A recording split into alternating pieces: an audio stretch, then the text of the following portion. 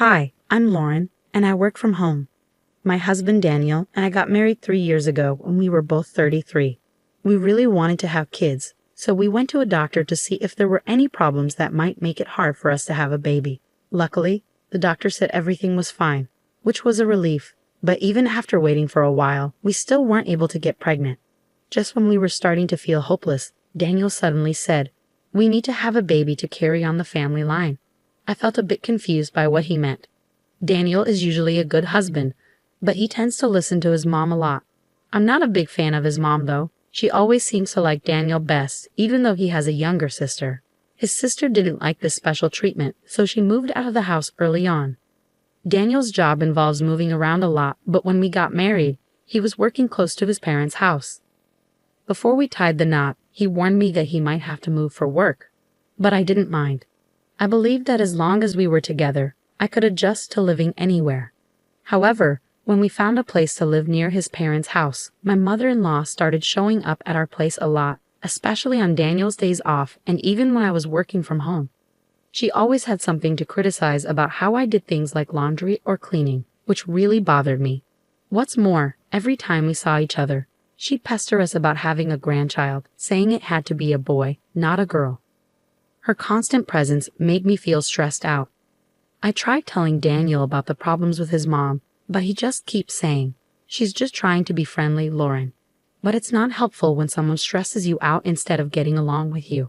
I used to admire Daniel's optimism, which I lack, and I thought we balanced each other well. But we can't seem to fix this issue. Finally, 6 months ago, Daniel got transferred for his job, so we moved away from his parents' place. Our new home is far from my parents' house too. Unlike the rural area around my parents' place, Daniel's new workplace is in a busier area, kind of like a small city in Nebraska, with good transportation and facilities. Plus, it's less than an hour's drive from my parents' house.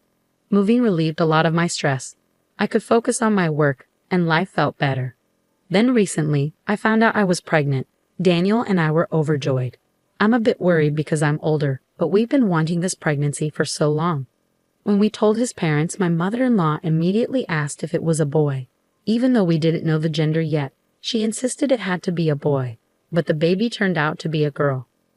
When my mother-in-law found out, she called me when Daniel wasn't around and said, "You're really useless. What did you marry into this family for?" I don't know if it was because of hormones or just feeling emotionally overwhelmed, but I couldn't stop crying. When Daniel came home and saw me, he got angry. When I told him what happened, he yelled, "Are you saying my mom did something wrong?" That just made me cry even more. Despite all this, Daniel still takes care of me and helps with the housework, so he's a good husband as long as his mom isn't involved. I safely delivered the baby and went back home a month later. Daniel picked me up, and on our way home, to my surprise, my mother-in-law was there. I didn't expect her to come to see her granddaughter, but she did.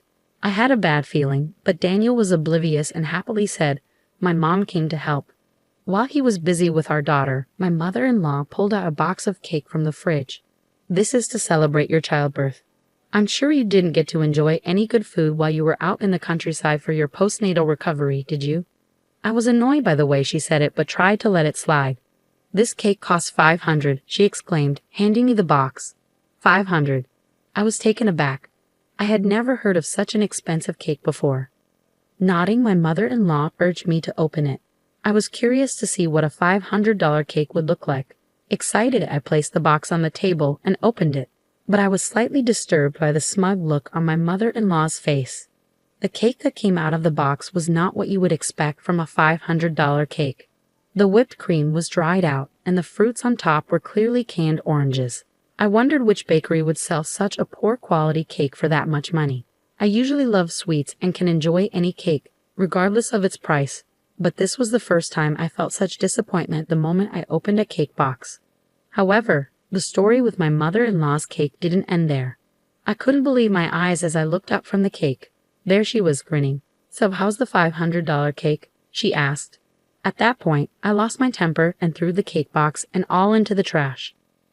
"Please leave," I shouted, surprised by my outburst. My husband rushed into the living room. Before I could say anything, my mother-in-law started crying. "Lauren is being so mean," she said, then pointed at the trash can. My husband looked at it and became furious. What the hell have you done? That was a cake my mom went through all the trouble to make. As I lost the opportunity to mention the supposed $500 cake, my mother-in-law chimed in. Yes, that's right. I made that cake for you, so it's worth $500. Ah, so that's what it was. Of course, there's no way a cake like that could cost $500. Not even $50. Honestly, I wouldn't even buy it for $5. Everything finally clicked into place. No bakery would make such a disrespectful cake. As I was trying to process it all, my husband yelled, Lauren, apologize to Mom. It seemed like he always took my mother-in-law's side, no matter what. I stood there in shock, but then I heard our daughter crying, so I rushed to her. There was some noise from the other side of the door, but right then, my priority was comforting my daughter. After I finally got her settled down and returned to the living room, I found a note saying they had gone out to eat and that I should think about what I'd done. I was stunned. I wondered if I could stay living here with my husband, but I didn't know if it would be right to go crying to my parents. But I had nowhere else to go. While I was pondering this, I glanced at the trash can where I'd thrown the cake. It was still there, untouched. On a whim, I decided to take a picture of it. When I called my parents and told them everything, my dad said he'd come pick me up right away. I felt sorry for my newborn daughter. We had to move again, but it was better for both of us than staying where we were. My husband, who was supposed to be out for a meal, didn't come home as quickly as expected. My father arrived first.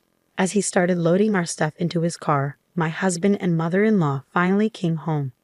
They seemed surprised to see my father there and got angry when they saw him carrying my things. Where are you going? Running to your parents again, huh? You always flee to them whenever things go wrong. His words were harsher than usual. It seemed he'd been drinking. His face was red and he smelled of alcohol. Seeing him like that, I lost my temper. You went drinking after leaving us, your wife and your newborn daughter, at home. Right now, I don't want to be in the same space as you two. That's why I decided to rely on my parents. Then my mother-in-law, who also smelled of alcohol, chimed in. Good riddance, a daughter-in-law like you is scary. Her comments always grated on my nerves. Fine, as you wish. I'll take my daughter and go. So please enjoy your time alone with my husband Daniel. When I said this, my husband looked confused, but I ignored him and got into my father's car. It seemed like my father was trying to keep his emotions in check and didn't intervene. The next day, my husband contacted me. Where are you? I woke up and was surprised to find you gone. All right, I had forgotten. Because he doesn't usually drink, but he tends to forget things when he does. I sighed. Don't you remember? You left your hungry wife and daughter at home to go out to eat with your mother, and then you came back drunk. After being treated and spoken to like that, I couldn't stay there anymore. While my husband sounded surprised and flustered, I could hear my mother-in-law in the background. My anger from yesterday returned. So your mother stayed over. I won't be going back to a home where such a rude person is staying. What do you mean? His voice lowered. She might be your mother, but she's a stranger to me. I'm exhausted from childbirth and don't have the energy to be considerate of others. Who do you think was the cause of our infertility? It was because your mother kept visiting and stressing me out. Otherwise, there's no way I would have gotten pregnant so soon after we moved and she stopped visiting. I was relieved not to see her mother's face. But when I came back home with our daughter, your mother was there, and I just can't stand this. Though I knew I was saying some hurtful things with all the resentment I had been holding back, I couldn't stop myself.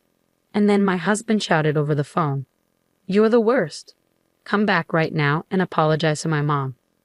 When he said that, it felt like time had stopped for a moment. The next words that came out of my mouth were, What?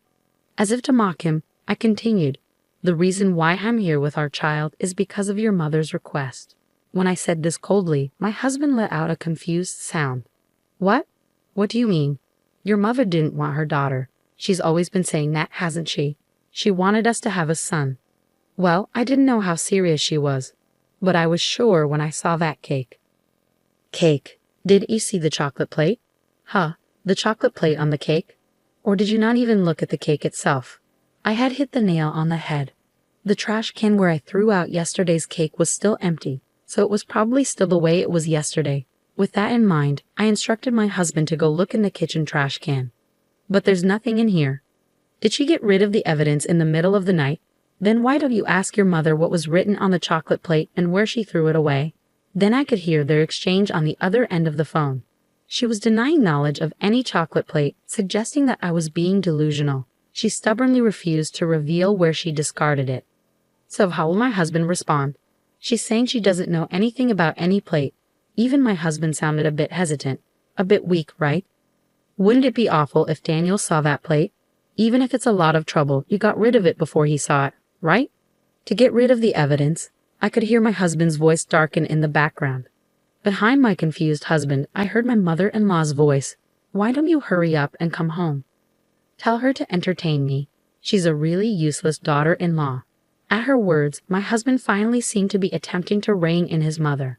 I'm going to hang up and send a text. Maybe you and your mother should read it together. Contact me again when you're ready to talk. After saying that, I ended the call. I sent all the photos of the cake and played them for my husband. Within 30 minutes, he called back and said he would be heading over here right away. I stopped him. My father-in-law should be getting there soon. Stay there. With that, I hung up. In reality, my own father had been so enraged by my husband's behavior yesterday that he had contacted my in-laws. He had reported everything to my father-in-law. Unaware of this, my father-in-law had apologized profusely and said that he would go to my husband and have a talk by evening. My husband and in-laws arrived at my parents' house. As soon as he arrived, my husband bowed deeply to me, apologizing. I don't know anything about what's been happening or what happened this time. I didn't know my mother said such things to Lauren. Looking at my seemingly repentant husband, I felt myself growing cold. Don't you think it's too late to say you didn't know? Didn't we have this conversation when we were living in our previous home? Despite that, you sided with your mother, saying she just wanted to get close to me and did nothing to change her attitude towards me and my words. My husband started to turn pale. Plus, you always said that your mom absolutely wanted us to have a son. What's that about? Are you always going to do whatever your mother says? Since you chose your mom over your wife, I guess you don't need me, do you? My husband turned pale and clung to me. That's not it. I'm really sorry. I didn't mean to. Then what did you mean? I retorted. My husband was at a loss for words and fell silent, looking down. Just as I thought, Daniel. You chose your mom over your own wife and daughter, a mother obsessed with her eldest son and a mama's boy. I should have realized sooner. It's no wonder your sister left home early. With this, my husband retorted, I'm not some mama's boy. I care about you too. Then could you really sever all ties with your mother? I fired back. At that, he fell silent. When I sighed, my mother-in-law, who was brought here by my father-in-law, yelled out, How can you say such a thing? Daniel and I are mother and son. We can never sever our ties. His father tried to calm her down, but she just wouldn't stop. To be frank, I never really liked you. I wanted a younger wife for Daniel, really. In that case, I'll be straightforward with you right now. I have divorce papers ready. If we divorce, then you and I can be strangers. Hearing this, my husband's face turned pale as he looked at me. I don't want to maintain a relationship with someone who would write these nasty things on my cake plate, I said coldly. Saying this, I pulled out my phone and showed everyone the picture of the plate that read, Take your daughter and leave. Upon seeing this, his father, perhaps not having been fully informed, angrily shouted at his wife, turning blue in the face. What you did to your own daughter, you did it against her daughter-in-law. I was shocked to hear this. Apparently, his mother had once served a birthday cake to her daughter with the words, I don't need a daughter, written on it, leading to their estrangement. Just how much she must hate women. Perhaps she thought she could get more attention by excluding the women close to her. Indeed, her son, Daniel, was acting just as she expected. When I handed my husband the divorce papers, he started making excuses. We just had a child. We shouldn't be getting a divorce. My mom just went a little too far this time. She was just jealous of you. Try to understand. Is that what you came here to say? I thought for sure you were going to tell me you were severing ties with your mother and coming back home. I'm never returning to that house. Then my father-in-law, who had been silent and pale-faced, spoke up. Daniel, sign the divorce papers. I'm done with this family. When I get home, I'm divorcing your mother too. What? His mother spun around at these unexpected words. I've thought about it a few times before, but I thought it was too late for a divorce and that I just needed to be patient. But now that I see you doing the same thing to another woman, I've reached my limit. Sign our divorce paper and leave our house. Begrudgingly, my husband signed the divorce papers under his father's direction. As a consolation, I received around $10,000 from his father. At first I declined, but I accepted gratefully when he assured me it would be deducted from his wife's assets. My ex-in-laws really did get divorced, and his mother seemed to rely on Daniel. But he refused to take her in, blaming her for the circumstance. Indeed, the family fell out. His mother, who hadn't worked since they got married, lost all the money she received in the property division after investing it all in cryptocurrency, which someone had recommended to her as an easy way to make money. I received child support from Daniel every month, and now I'm raising our daughter with the help of my parents. I'm so happy to see our daughter growing up and doing great.